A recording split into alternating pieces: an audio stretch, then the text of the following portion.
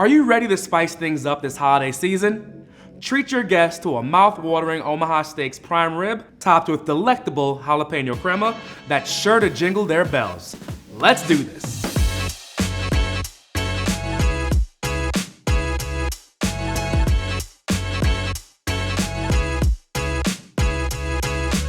All right, first things first, we're gonna start out with our Jalapeño Crema. So we have our ingredients right here. We're going to have half a yellow onion. So again, you wanna always trim off the top and bottom of the onions because that part right there is not edible, so get rid of that.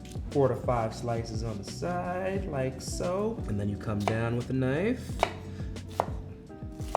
Now, I like a little spice in this dish right here, and this jalapeno is great. It's not super spicy, kind of more of a smoky, kind of subtle hint. So I love using this. We're gonna use a small to medium whole jalapeno. So you wanna start, just kind of do like strips like this first, then turn it, and then we dice again. Perfect. Okay, garlic. Palm your hand, press it down. You wanna use about 2 cloves. I'm gonna use the knife, flat side of the knife, press it down. That's gonna make nice, easy removal for the garlic skin. All right, so we're going to mince this. So I'm gonna go ahead and press it down one more time so it's flat, the cloves won't roll. It'll keep everything nice and stationary as you dice, or in this case, mince your vegetables. Okay, and just let the knife do the work. Do it a pass over, and you just keep rowing and dicing the garlic, and just kind of let the knife do the work. Cilantro.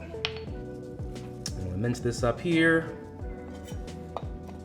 And again, ball up the cilantro, let the knife do the work, protect your fingers. Give it a nice freshness, herbaceousness. And I just love the vibrancy and the floral notes you find in cilantro, and a little bit goes a long way. So just a daft pinch of cilantro is gonna make all the difference with our crema. Okay, so last but not least, you wanna always have any type of aioli or crema or may. You wanna have a nice kind of citrus note. So I'm gonna take lime right here, and I'm going to use the juice of the lime to add a nice vibrancy and acidity to our crema. There we have our lime juice. We're ready to mix and make an exceptional crema that'll complement our roast very well. A little bit of olive oil on about medium-high heat. All right, so you wait for that pan to heat up. That's gonna give us our nice caramelization. Onion, jalapeno, garlic. Saute. Again, about a minute. Pinch of salt, pinch of pepper. We're moving all the vegetables as we cook. And that's gonna get every corner, every crevice of our vegetables nice and brown. I think we are good, so let's get right to it. Okay, so after we saute up our onions, our jalapeno, and our garlic, get it nice and caramelized, I like to do our crema in 2 stages. First stage, I like to go ahead and puree the onions and all that and the jalapeno by itself. So that way, when it's blended with the sour cream a second time, everything is nice and emulsified, nice and smooth, and there are no big chunks of vegetables. Everything's with nice, smooth consistency. And away we go.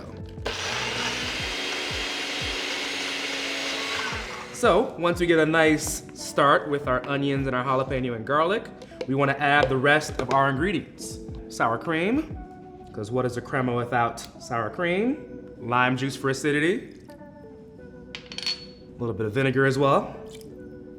Worcester for a nice umami punch. Cilantro for herbaceousness, a nice freshness to it. Just a pinch of salt and pepper to start out with. And once it's nice and blended, we can always season to taste. All right, so back onto the blender we go and get everything nice and friendly and emulsified. All right, we're looking good. Perfectly smooth, delicious crema. Everything is nice and incorporated. Pour it into our bowl. That beautiful bright green color from the jalapeno and the cilantro, that nice brightness. Check the seasoning. Pretty close. I'm gonna add just a slightest pinch of salt and pepper. Quick little stir. Acidic, spicy, herbaceous, flavorful, delicious. All the things you want in a sauce and more. This crema takes it from great to super special. All right, so today we're making this amazing, super versatile side. We're doing roasted maple Brussels sprouts and carrots. These aren't your grandmother's Brussels sprouts. They're flavorful, they're sweet, they're savory, they're tangy, and I'm gonna show you how to make them. First things first, I have our Brussels sprouts right here. I blanch these for about 2 minutes till they're nice and tender, and that cuts the cooking time down. So what I'm gonna do is just take these all out of the bowl, and I'm gonna slice them in half. That's gonna cut down cooking time and give you more real estate for that nice browning and caramelization all over the Brussels sprouts. Next, we're gonna do our carrots. Carrots are amazing, they're great, and that nice sweetness is gonna complement the savory note with the Brussels sprouts. So I wanna go ahead and peel the carrots first. And I'm gonna blanch these carrots as well. And now I'm gonna cut these on the bias. It's great for presentation, and also it's gonna cook the carrots a lot quicker.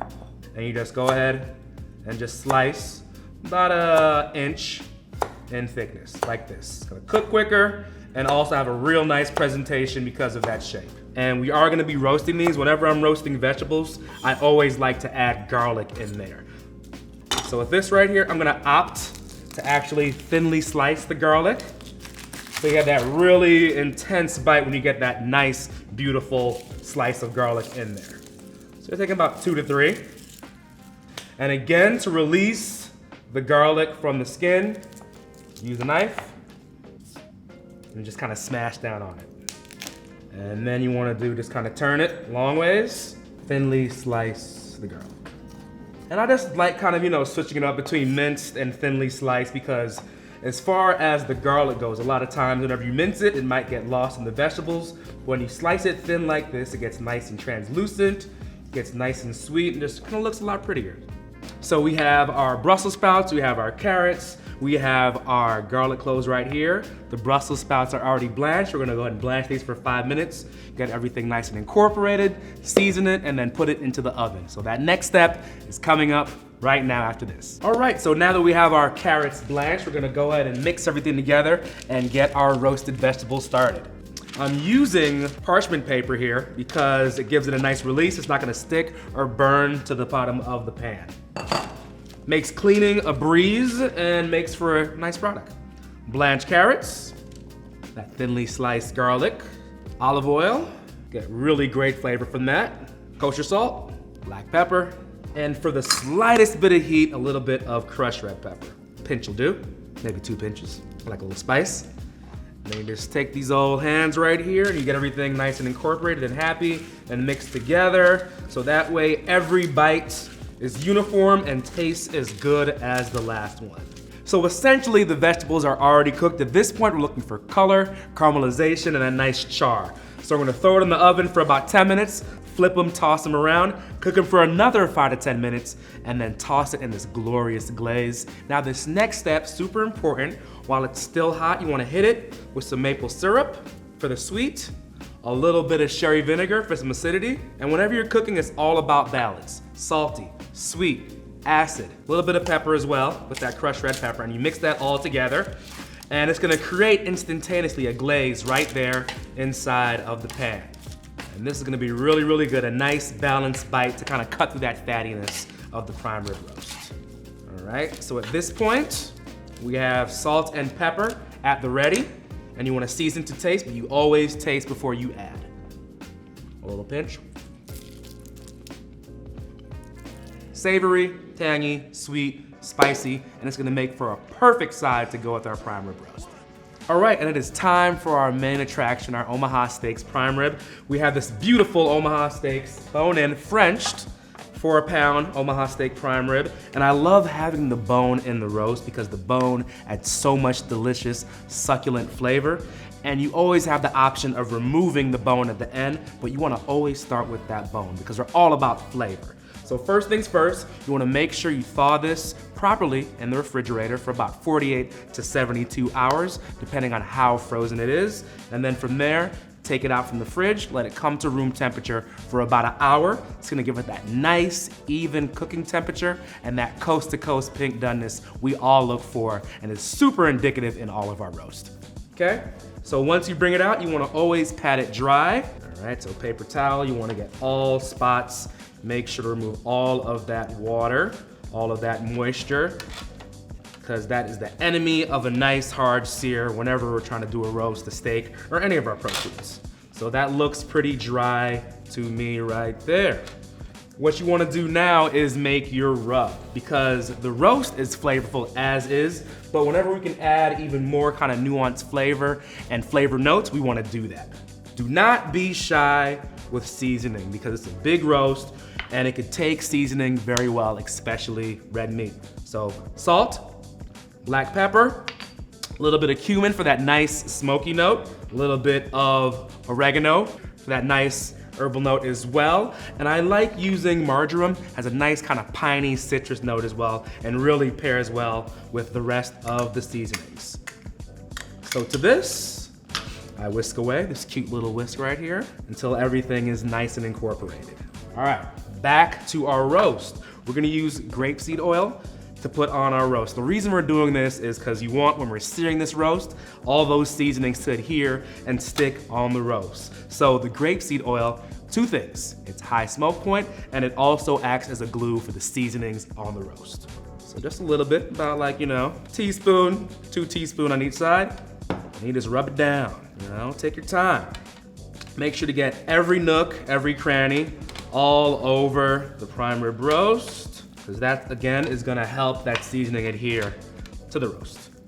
All right, that looks pretty good. And I'm gonna season all over it. Again, do not be shy. It's a lot of meat, so we got quite a bit of rub to put on it. And just get every single square inch all over the roast, because it's gonna add flavor, and it's gonna add texture, as well as helping create and solidify that nice browning when we get that in the pan. Flip it up. Get between the French bones right there as well. Wherever you look, you want to see seasoning on it. We're not wasting any of that surface area. This is going to give us a nice crust, ensure there's really good flavor throughout the roast, and just make for a beautiful roast as well.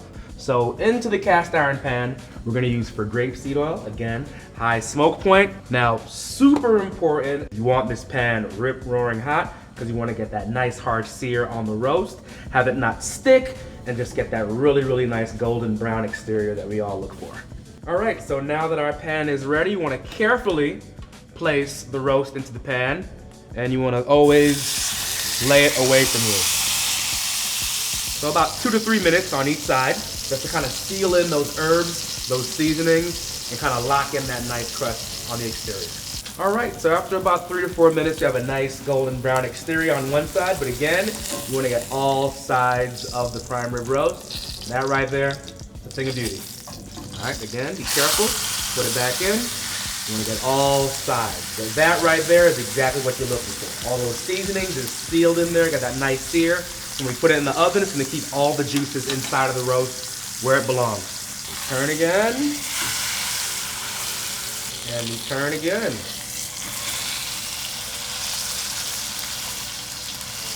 Almost at the finish line, don't rush it. So in the searing process, we got all the sides right there, but you wanna also stand it up. You wanna really kind of char and brown that fat cap right there as well. All right, cool. So we've gone ahead and browned all the sides of our prime rib roast, top, bottom, left, right, all over. Okay, so right now we have our oven at 250. You wanna do low and slow. You don't want it to go too fast, because you'll have inconsistencies in cook time, cook temperature, and you won't get an even cook throughout. All right, so after about an hour 15 to an hour 30 minutes, we have that perfect 120, 125. We're gonna let that rest, and it's gonna be the perfect medium rare to medium roast. All right, so once our prime rib roast has rested for about 15 to 20 minutes, it's time to carve. So excited. All right, so me personally, I prefer the bone on, but if you want to go ahead and get rid of the bone, easy peasy. So you take this right here, you take your knife, and you just follow the natural curve of the bone. Okay, so what you wanna do next then is slice against the grain. So you turn it like so. And then as far as slicing, anywhere from, inch and a half, it really depends on you. So we're gonna go for about an inch. And this is the great reveal. I feel good about this. Beautiful. That coast to coast pink doneness, that beautiful char on the outside, perfect doneness every single time. And that's so key when you let the roast rest. Hot pan, grapeseed oil, that really nice hard sear. Let it go low and slow at 250, take it out, let those juices redistribute for about 15 to 20 minutes, and that right there is what you end up with. That right there is a winner. Once your roast has rested for about 15 to 20 minutes, carve it and top each slice with that delectable Jalapeño Crema. Serve with roasted maple Brussels sprouts and carrots. It's absolute perfection this holiday season. Thanks for watching. And don't forget to visit omahasteaks.com/blog for more mouthwatering holiday recipes and tips.